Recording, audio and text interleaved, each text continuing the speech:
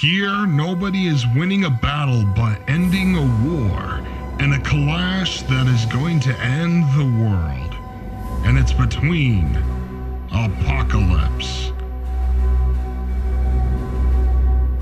and Doomsday. And only one can stand in triumph as the one who truly deserves to be called the End. I'm Mike G, and this is Dream Battles. 5,000 years ago, in Egypt, a child was born and on the same day abandoned by his family and former tribe to die because of his inhuman looks. But a band of feared warriors slaughtered the population and the tribe, and their leader Baal found the child crying and saw potential in him. Baal adopted the boy and named him En-Saba-Ner, which means the first one, and raised him as his own son. Over the years, Nu grew up to become a strong warrior and surpassed everyone in the tribe with his gifted abilities. And everyone in the tribe except for Baal hated and feared him for his appearance and great abilities. But Baal believed in his words that only the fittest, the toughest, and most ruthless should be tested by hardship to survive. Later, Ramatut ruled Egypt, and Baal explained to him that Ramatut was no god, but a man who arrived in a strange vessel years ago, as a tribe stumbled upon this vessel, and in it was a strange man.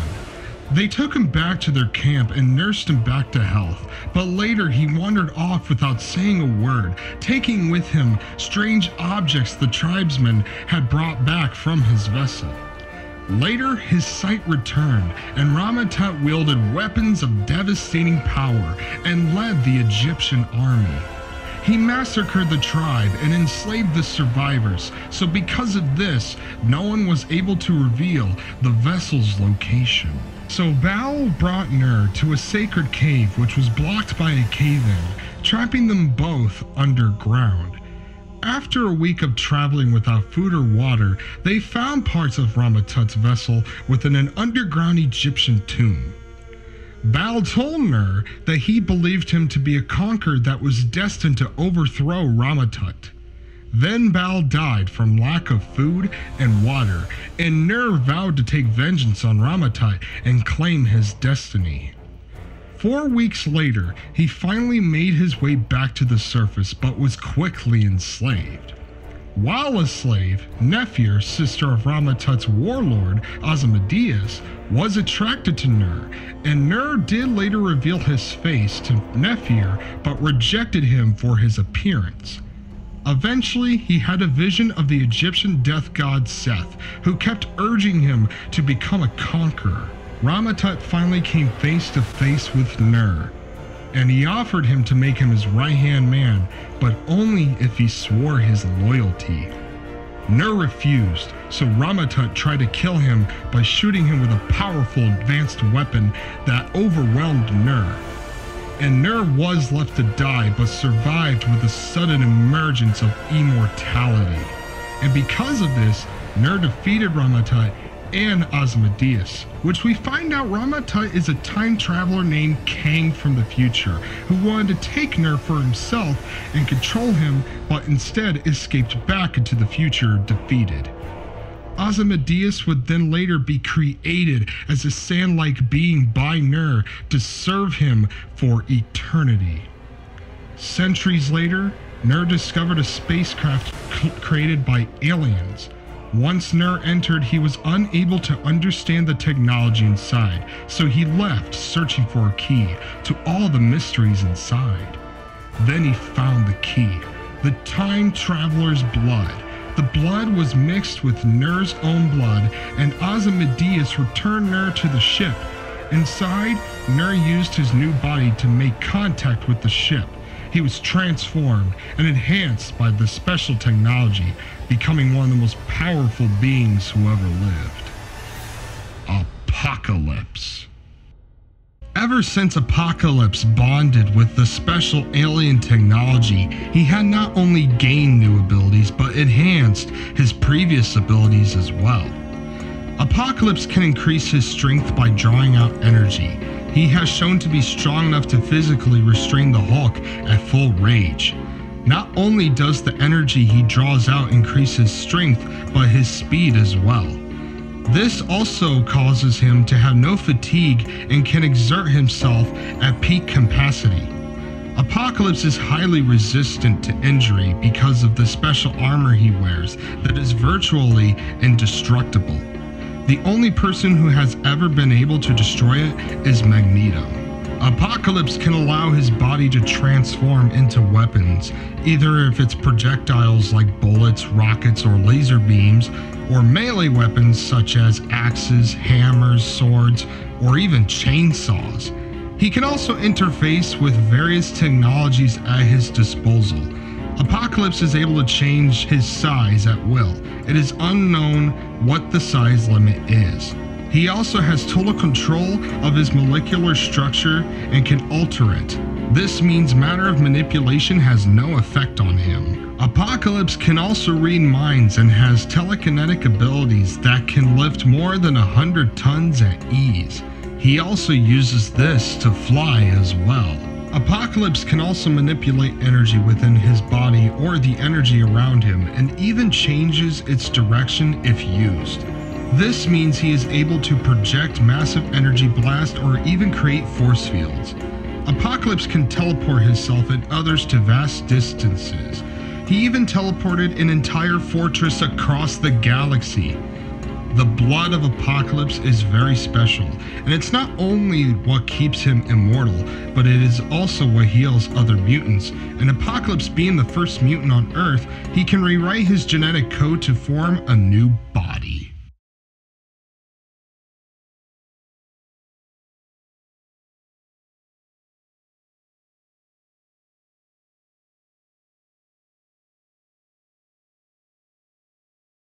Millions of years ago, on Krypton, a mad scientist named Bertrand wanted to create the ultimate life form, and in order to do this, they sent a baby to Krypton, which during this time period, Krypton was a violent, hellish world where only the absolute strongest of creatures ever lived. So Bertrand was using the method of cloning to accelerate the evolution of the being he was creating. And each time the life form's remains were harvested and used again, this would create a better and stronger version from the last. Through decades of this process, the subject was forced to endure death from hundreds to thousands of times. The memory of these countless deaths were recorded in his genes and drove it to hate all life itself. And the subject gained the ability to evolve against what killed him in his prior life without the need of Bertrand's technology. At this point, he proceeded to hunt down and kill all forms of life on Krypton, and later, Bertrand met his own demise at the hands of his own creation. While on his path of destruction, he arrived on Kandia, where they would later sacrifice Cabald to lure the creature and the rocket. Thousands of years later, the creature crashed on planet Earth. Then, in the present day, a team of drillers accidentally dug out the creature and went on a rampage that led the creature straight to Metropolis. Superman was at his Fortress of Solitude with Lois Lane, but felt the creature's presence and flew to Metropolis to deal with the matter at hand. Once Superman arrived, he realized that the creature was too strong and nearly impossible to stop. The fight went on through Metropolis for days, and the creature took the Man of Steel to a limit where he was basically broken. Superman had no choice but to take the creature up above the stratosphere into space. Then he drove it down, where the creature was lifeless in the impact crater. First, it was the dust clearing, and then a cape hung up like a flag. Then Superman in Lois Lane's arms, and the Man of Steel was dead. And it was because of the most feared enemy in the DC universe, Doomsday. Doomsday is not Kryptonian, but anything that comes from Krypton has attained abilities very similar to Superman. And like Superman, his strength has no limits. He can leap at far distances, break reinforced steel, uproot buildings as well as decimate them. He is even strong and powerful enough to break Superman's arm. Doomsday is very large in size, but does show to have some form of superhuman speed. Doomsday can fight through battles for months on end, and even fought Superman through Metropolis for days. Doomsday has a very thick hide of skin and durable and very sharp bone-like spikes on his arms, legs, chest, and even face. This makes him completely resistant to any physical harm taken, such as rockets, lasers, and even atomic bombs.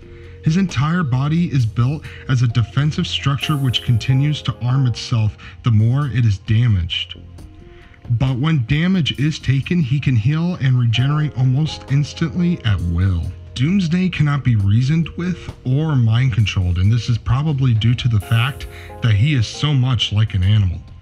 Doomsday also does not breathe air, eat, drink water, or any form of nourishment to maintain himself. But Doomsday's greatest ability is the fact that every time he is killed, he can resurrect himself and not be killed by the same thing that killed him prior. And sometimes when he resurrects, he can either gain new abilities or replicate and store the special abilities of any superhuman by using absorption cells. For example, if Doomsday were to drown, he would resurrect with the ability to breathe underwater, to only evolve with gills as an exception to not be killed by the same thing again.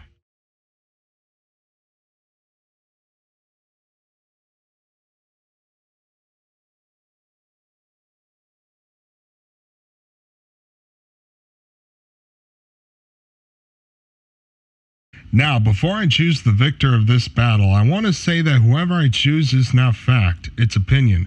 And if you disagree, that's completely fine. But please respect my opinion, and I will respect yours. Now, the victory of this battle goes to Doomsday. Now, like the last battle, I'm going to explain my reasons why I choose Doomsday as the winner. Now, I feel if Apocalypse does find a way to take out Doomsday, depending on how he takes him out, Doomsday will only come back and overwhelm Apocalypse over time in the battle. And besides, some of Apocalypse's attacks would also have no effect on Doomsday. So trying to find a way to take out Doomsday will not be easy for Apocalypse. In counting Doomsday's strength, if he is strong enough to break the Man of Steel or even knock out Darkseid, then I believe he can also break Apocalypse's armor and end the battle from there. Alright guys, that's all I got for this battle. Thank you guys so much for watching. Don't forget to leave a like, comment, and subscribe for more battles. Mike G, off your screen. I'll see you guys soon in the next battle. See you guys soon.